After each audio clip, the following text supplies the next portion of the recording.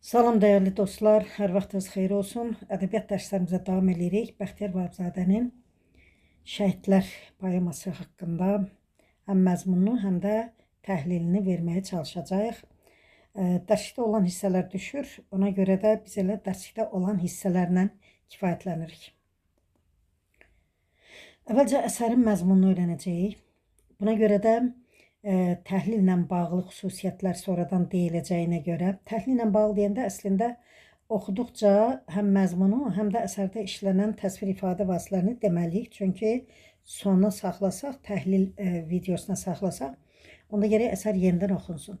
Ona görə biz burada oxuduğumuzda həm əsərin məzmununu, həm də burada işlənən təsvir və ifadə vasitələrini deyəcəyik. Amma əsərin janrını necə müəyyənləşdirmək lazımdır, qafiyə sistemi necədir, vəzni nədir? Bunu son dərsimizə saxlayaq. Yəni ki, biz bu mövzunu 3 dərsə tam təhlili də daxil olmaqla, yəni ki, 3 dərsə hazırlayıb qutara bilərik.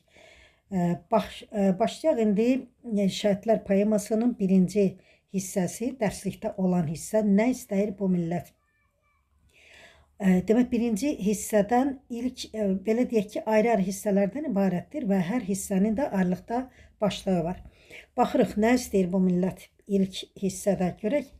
Həqiqətən də Bəxtiyar Vahabzadənin fikrinə görə bu millət nə istəyir və hansı millətdən söhbət gedir? İstəkləri gözündə, tələbləri dilində, millət dənizə döndü dənizin sahilində. Deməli, nə istəyirlərsə onlar gözlərində qalıb, tələblər dillərində tələb var. Biz bu misradan nə hiss eləyirik? Hiss eləyirik ki, insanlar hardasa dillərində tələbləri varsa, demək hardasa toplaşıblar. Və həmin yerin hara olduğunu da ikinci misrada görürük. Millət dənizə döndü dənizin sahilində. Demək, dənizin sahilində, artıq aydın məsələdir ki, Xəzər dənizinin sahilində millət dənizə dönüb. Dənizin sahilində millətin dənizə dönməyi əks olunub burada. Yəni, nə anladıq?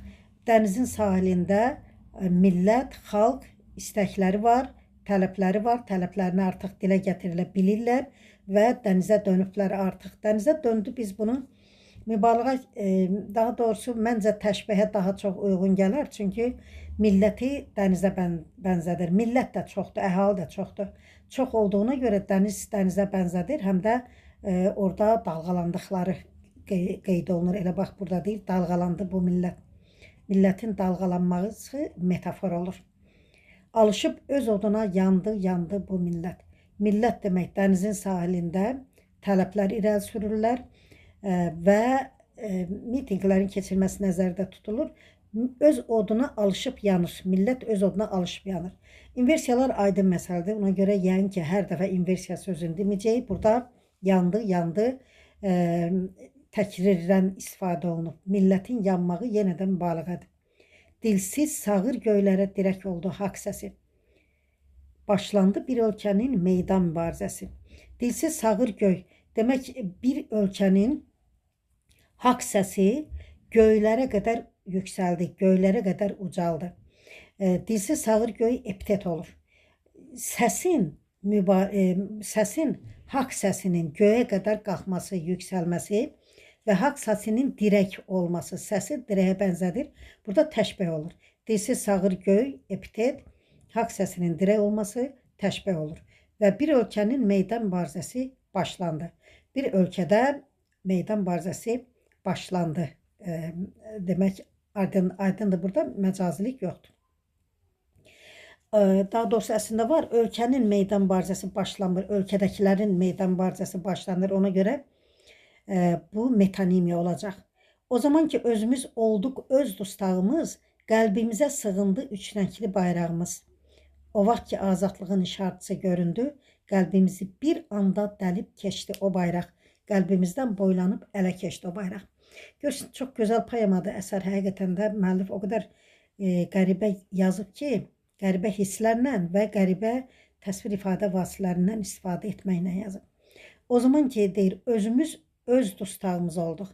Yəni, özümüz öz ölkəmizdə dustaq kimi yaşadıq. Və o zaman üçrəngli bayrağımız qəlbimizə sığındı, ürəyimizdə qaldı, qəlbimizin içində qaldı. Yəni, o çölə çıxa bilmədi. Amma o zaman ki, elə ki azadlıq işarəsi göründü, işarəti bilirsiniz ki, zəif od deməkdir. Artıq azadlıq da başlayır.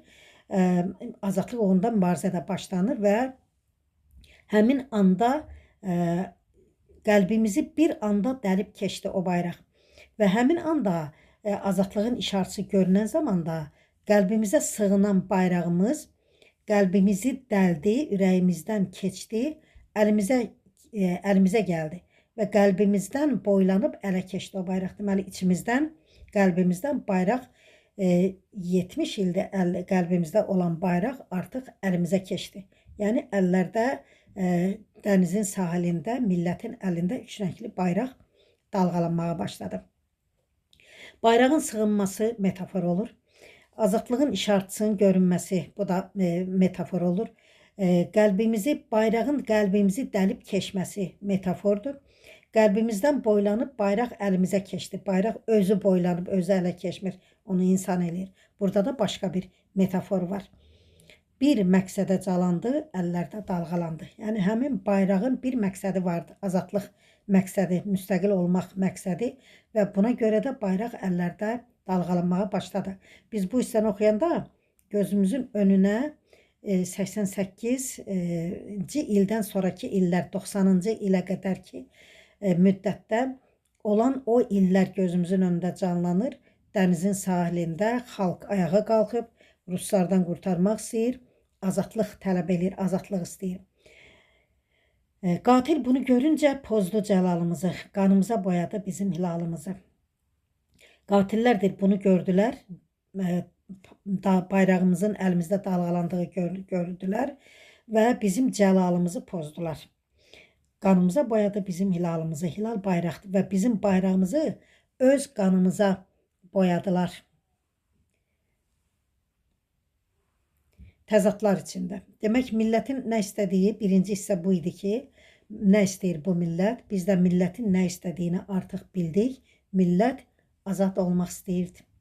Azad olmaq istəyirdi. Ona görə dənizin sahilində dalğalanırdı və həmin anda qəlbimizdə sığınan bayrağımız əllərə keçmişdi. İçimizdən boylanıb əllərə keçmişdi.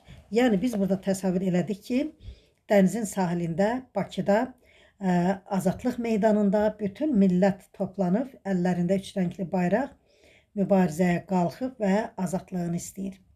Və bunu görən, demək, millət nə istəyirdi? Azadlığını istəyirdi. Və bunu görən qatil də qanımıza boyadı bayrağımızı, üç rəngli bayrağımızı qanımıza boyadı və bir növ qatillik elədi, qatil oldu. İkinci hissəyə baxaq təzadlar içində. Yalana, riyaya nə qədər uyduq, biz Qızıl Orduya abidə qoyduq. Həmin Qızıl Ordu günün birində bizim qanımızı tökdü. Gördük, biz illərlə, 70 ilin ərzində, 1920-ci ildən 90-cı ilə qədər o qədər bizə söylənən yalanlara, iftiralara o qədər uyduq ki, o qədər inandıq ki, Qızıl Orduya abidə qoyduq. Bakıda Qızıl Ordunun abidəsi var idi. İndiki 20 yanvarda onu nəzərdə tutur. Həmin Qızıl Ordu günün birində bizim qanımızı tökdü. Yəni, Qızıl Orduya abidə qoymuşdu. O Qızıl Ordu isə günlərin bir günü gəlib bizim qanımızı tökdü, bizi öldürdü.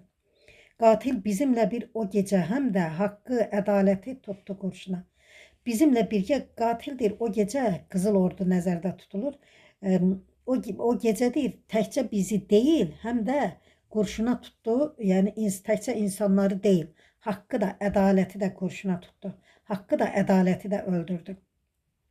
Qızıl Ordu adda olsa, xüsusi mürəkkəb adda olsa, köhnəlmiş sözdə olsa, qızıl sözü burada epitetdir. Və Qızıl Ordunun, qatilin haqqı, ədaləti öldürməyi burada da metafordan istifadə olunur. Hansı göstərişlə gəlibmiş görən silahsız kütləni bu qıran ordu?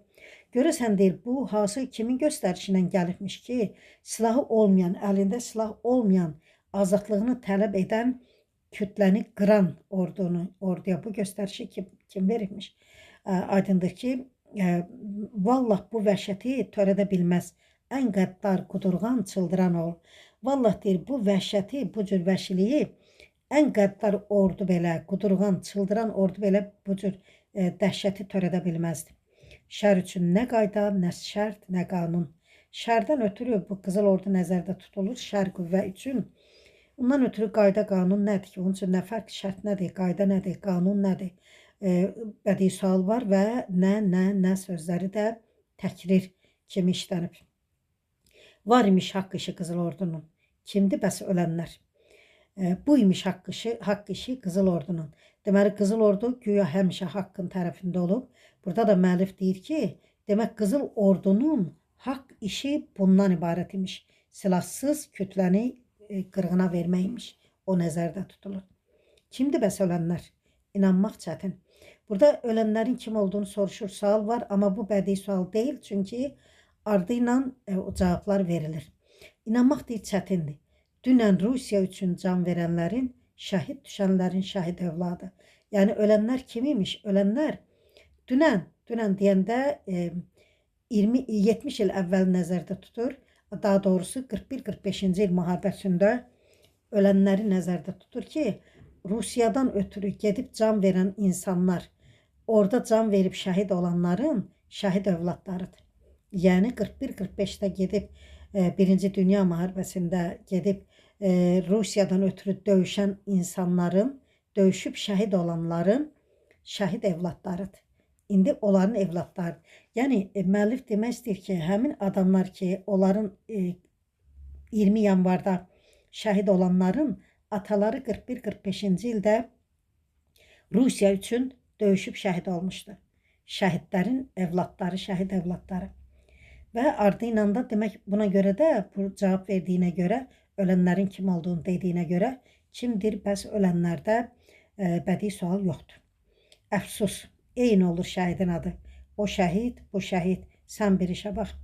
Təəssüf eləyir müəllif burada ki, şəhidin adı eynidir. O da şəhiddir, bu da şəhid. O şəhid, bu şəhid deyəndə iki şəhid qarşılaşdırılır.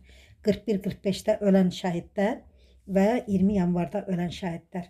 O da şəhiddir deyil, bu da şəhiddir. Sən bir işə bax. O nəyin uğruna, bu nəyin ancaq. Amma deyirsən işə bax, 41-45-də o vaxtda ölən şəhidlər nəyin uğrunda öldülər? Bugünkü şəhidlər nəyin uğrunda öldülər? Təzad var burada güclü bir şəkildə. O şənbə gecəsi, o məlum gecə birdən üzə çıxdı bu fərq gör necə. Həmin o şənbə gecəsi 19-undan 20-sinə, yanvarın 19-undan 20-sinə keçən gecə, həmin o məlum gecə gördür bu fərq birdən-birə necə də üzə çıxmış oldu. Burada məlum gecə epitetdir. O sözləri əvvəldə təkrar olunanlar anafora sayaraq, onlar təkrarı olunub. Fərqdir birdən-birə gör necə də üzə çıxdı. Ədalət də, gerçək də vallah yoxdur o gecə. Zülüm, zalim əli ilə haqqı boğdu o gecə. Həmin gecə, yəni 20 yanvar günü, üzü 20 yanvara açılan gecə ədalət də yox idi. İnsaf da yox idi. Gerçək həqiqət də yox idi. Zülüm, zalim əli ilə haqqı boğdu o gecə. Zülüm haqqı boğdu həmin gecə, zalimin əli ilə zülüm haqqı boğdu. Zülmün haqqı boğması metafor olur. Tunç rehli ilanlar haqqımızı nə anlar? Tunç rehli ilanlar dedikdə müəllif tank, tunç reh tankdır. Tankın içindəki ilanlar Rus yəni ordunu, Qızıl Ordunun əskərlərini nəzərdə tutur ki, onlar deyir bizim haqqımızda nə anlayarlar ki? Həqiqəti yalanlar küncə sıxdı o gecə. Həmin gecə yalan həqiqəti küncə sıxdı. Yalanlar qalib gəldi demək istəyir. Metafordur yalanın həqiqəti küncə sıxması. Kimə deyim dərdimi? Qəsbikar namərdəmi? Kimə deyim deyir dərdimi, kimə söyləyim? Ardı ilə də özü cavab verir ki, qəsbikar namərdə söyləyim dərdimi mən. Burada 70 ilin dərd qəmi gözdən axdı o gecə. 70 ilin dərdi qəmi, 70 ilin Sovetlər dövrü həmin gecə deyir gözümüzdən axıb töküldü. Analar amanından sinələr oldu şan-şan. Anaların amanından, ağlamağından, ahından deyir adamın sinəsi şan-şan olurdu. Şəhidlərin qanından şimşək çaxdı o gecə. Və həmin gecə şəhidlərin qanından, axan qandan da sanki deyir şimşək çaxdı. Qandan həmin gecə şimşəyin çaxması da metafor olur. Qara geydi bu vətən. Metonimiyadır burada, çünki vətən yox. Vətəndəkilər qara geyinirlər, vətən evladları. Azərbaycanlılar qara geyinirlər. Yox ayına bir yetən həyata hamiləykən ölüm doğdu o gecə. Vətən deyir o gecə qara geyindi və onun harayına çatan olmadı. Kimsə onun harayına gəlmədi. Gecə həyata hamiləykən ölüm doğdu o gecə. Görürsünüz nə qədər böyük istifadə edib, müəllif təsvir vasitəsindən istifadə edib. Gecədən səhər, gecə bitir, səhər açılır. Demək gecə elə bil hamilədir. Müəllif deyir ki, gecə hamilədir və ondan həyat da olmalı idi. Səhəri günü açılıb həyat da olmalı idi. Amma həmin gecə həyat yox, ölüm doğdu. Yəni gecə hamiləlikdən həyat deyil, ölümü doğdu. Təzad da var burada güclü. Nə deyək bu vəhşətə, bu zülmə, bu dəhşətə? Allah bu müsibətə necə baxdı o gecə? Bəs deyir, bu zülmə, bu dəhşətə biz nə deyək, bu vəhşiliyə nə deyək? Bilmirəm ki, deyir, Allah bu müsibətə həmin gecə baxırdı mı, göydən baxırdısa, necə baxdı? Göydən deyir, Allah bunu görürdü. Bəs o necə baxırdı bu müsibətə?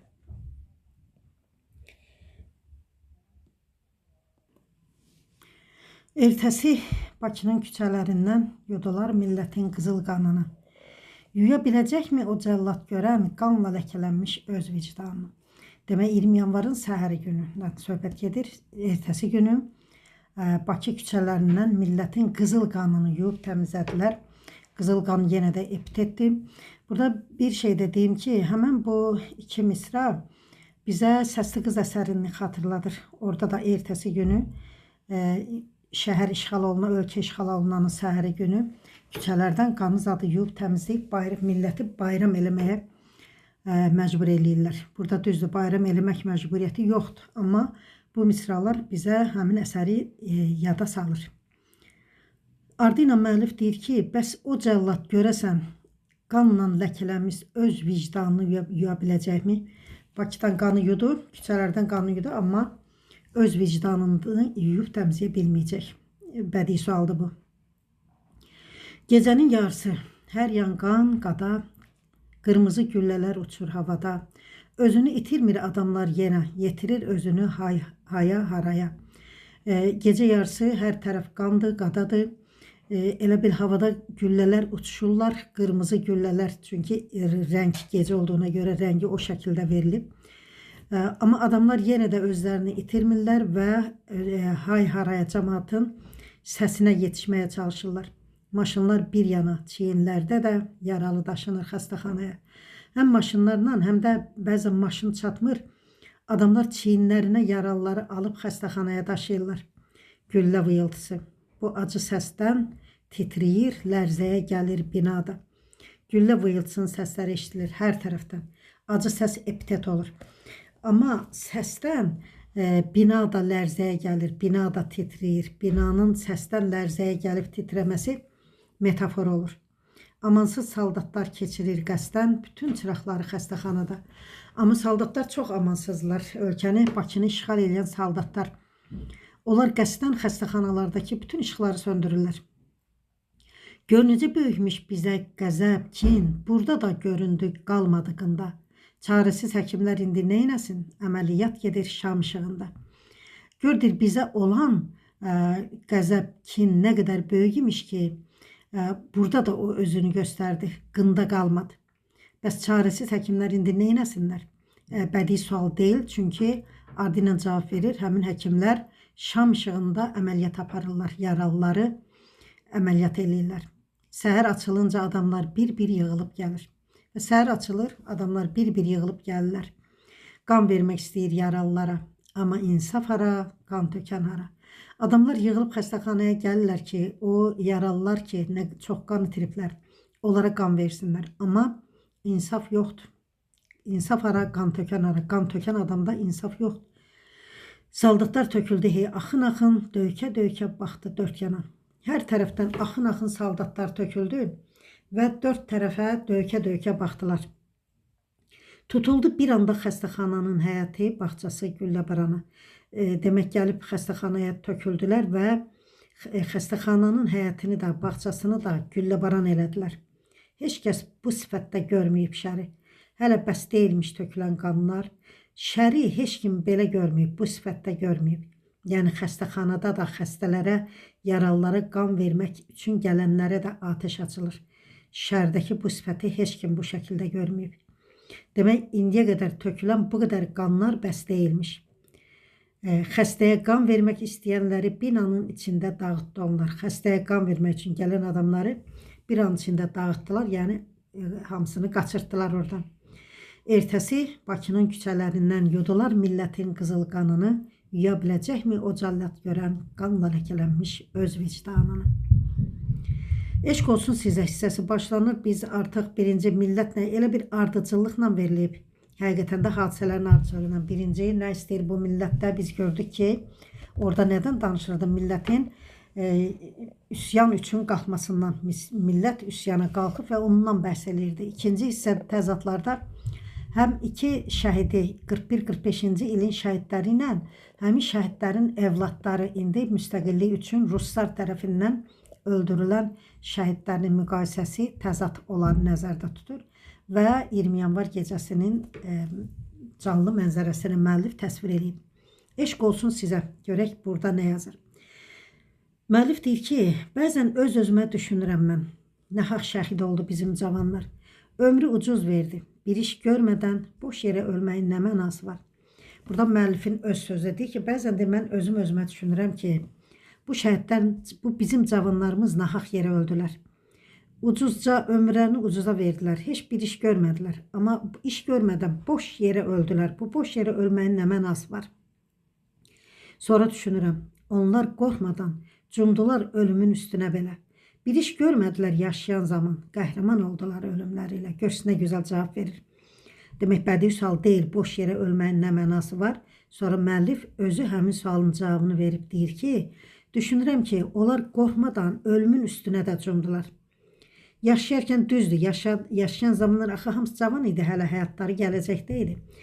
Yaşayan zamanda bir iş görməmişlər, amma ölümləri ilə qəhrəman oldular. Ölümləri ilə qəhrəman səviyyəsinə yüksəldilər. Təzad var bu iki misrada, güclü bir təzad. Bizim əlimizdən çoxdan alınmış haqqı bu dünyaya bildirdi onlar. Millətin qəlbinə qəsdən salınmış qorxu iblisini öldürdü onlar. Onlar deyir, bizim əlimizdən alınmış haqqı bu dünyaya bildilər, ölümləri ilə dünyaya bildirdilər ki, bizim haqqımız əlimizdən alınıb. Qorxu, millətin qəlbinə qəsdən salınmış qorxu iblisini öldürdü onlar. Millətin deyir, qəlbinə içinə qəsdən qorxu salınmış. Yəni, həqiqətən millətin qəlbində qorxu var idi. İblis kimi o qorxu var idi və bu şəhidlər, 20 yanvar şəhidləri həmin o iblisi öldürdülər. Ölümləri ilə iblisi öldürdülər. O gecə dağlardan enən sel təki qəzəbdən köpürüb daşdı millətim. O gecə millət qəzəbdən çox qəzəbləndi və millət qəzəbdən köpürüb daşdı. Selə bənzədir, sel kimi köpürüb daşdı deyir. Millətin sel kimi köpürüb daşması təşbihdir. O şənbə gecəsi ürəyindəki qorxu hasarını açdı millətim. Həmin o gecə millət öz ürəyində olan qorxu bir hasar idi. Qorxu hasarı vardı. Həmin hasar ki, həmişə qorxudan olan hasar ki, onu keçmək mümkün deyildi. Həmin gecə, yəni qorxu içində yaşayıb 70 il millət. Həmin gecə o qorxu hasarını millət artıq aşmış oldu. Mübaliğələr, metaforlar işlənib. Bu ölüm, bu qırğın dərs olsun bizə. Deməyək boş yerə candan keçdilər. Qoy bu ölüm, bu qırğın bizə bir dərs olsun. Biz bu hadisədən dərs alaq. Və onların nahaq yerə öldülər sözünü işlətməyək, deməyək. Onlar şəhid olub millətimizə cəsarət dərsini təlim keçdilər. Onlar şəhid oldular, amma bu şəhidlikləri ilə bizə cəsarət dərsi keçdilər. Biz cəsarətli olmağı onlardan öyrəndik. Xəyal bir çiçək də bitirə bilməz bugündən sabaha körpü olmasa. Yəni xəyal qurmaqla heç nə əldə etmək mümkün deyil. Sadəcə xəyal qur, bu xəyal çiçəyi də bitirə bilmir. Çünki lazımdır bugündən sabaha körpü olsun. Bugündən sabaha körpü salmasa. Yəni xəyal bugündən sabaha körpü salmalıdır ki, xəyalı gerçəkləşdirə biləsən. Azadlıq ağacı bar verə bilməz şəhidlər qanı ilə suvarılmasa. Azadlıq da bir ağacdır, o ağac bar verməlidir və bar verməsi üçün suvarılmalıdır. Nə ilə suvarılmalıdır? Onun suvarıldığı da şəhid qanı olmalıdır. Baxıb sinələrdən axan al qana, buludlar keşnədi, göy qan ağladı. O şənbə gecəsi vətən başına elə vətən boyda qara bağladı. Sinələrdən axan qana baxıb buludlar kişnədi. Buludun kişnəməsi metafordur. Göy qan ağladı. Göyün qan ağlaması da metafordur. O şənbə gecəsi vətən başına elə vətən boyda qara bağladı. Vətənin başına qara bağlamaq da metonimiyadır. Vətəndəkilər başlarına qara bağlayırlar. Azadlıq verilmir, alınır, dayan. Azadlığı insana elə-belə vermirlər. Onu gərək özün alasan, əldə eləyəsən. Onun elçisidir ölüm, qan, qada. Ölümə, cəfaya hazır olmayan millət hazır deyil azadlığa da. Onun elçisi, yəni azadlığın elçisi ölümdür, qandır, qadadır. Əgər bir millət ölümə hazır deyilsə, cəfaya hazır deyilsə, demək o millət azadlığa da hazır deyil. Demək azadlıq istəyən millət onu əldə etməli, almalıdır və bu uğurda, bu yolda qan tökülməlidir, şəhidlər verilməlidir. Yalın əllər ilə traktor, tanklar üstünə atılan cavanlar eşq olsun sizə. Yalın əllərlə, yəni silahsız, boş əllə tankların üstünə atılan cavanlar sizə eşq olsun. Siz təsdiq etdiniz azadlığın da halal olduğunu millətimizə. Siz 20 yanvar şəhidləri təsdiq elədiniz ki, azadlıq bizim millətimizə də halaldır. Şəhid rütbəsinə qalxan cavanlar, sinəsi hər zülmə qalxan cavanlar. Bu cavanlar 20 yanvar şəhidləri şəhid oldular, onlar bir şəhidlik rütbəsinə qalxdılar. Və bunun üçün hər zülmə insanın, o cavanların sinəsi zülmə qalxan olmalıdır. Burada qalxan sözləri cinas sözlər deyə bilərik. Çünki birincidə qalxmaq anfeili sifətdir. İkincidə qılınc qalxanın qalxanıdır.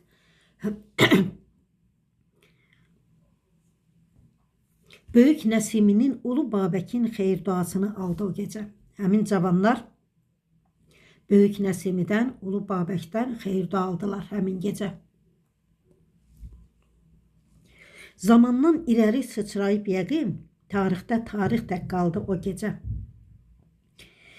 Həmin gecə elə bir zamanı qabaqladı, zamandan irəli sıçradı və həmin gecə tarixdə qaldı. Tarix kimi həqiqətən də 30 il üstündən keçməsinə baxmayaraq, daha doğrusu bugün artıq 2 gün bundan əvvəl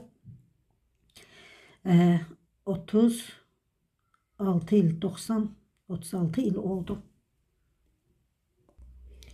Burada gecənin Babəkdən, Nəsimidən xeyir dua alması metafordur. Zamandan irəli getməsi, tarixdə tarix kimi qalması, gecənin qalması da əslində gecə deyil də qalan hadisələrdir. Metafor olur bunlar. Burada saxlayırıq, ikinci hissə başladığına görə saxlayırıq. İkinci hissə üçün başqa bir video izah olacaq. Hələlik hər birinizə uğur arzulayıram.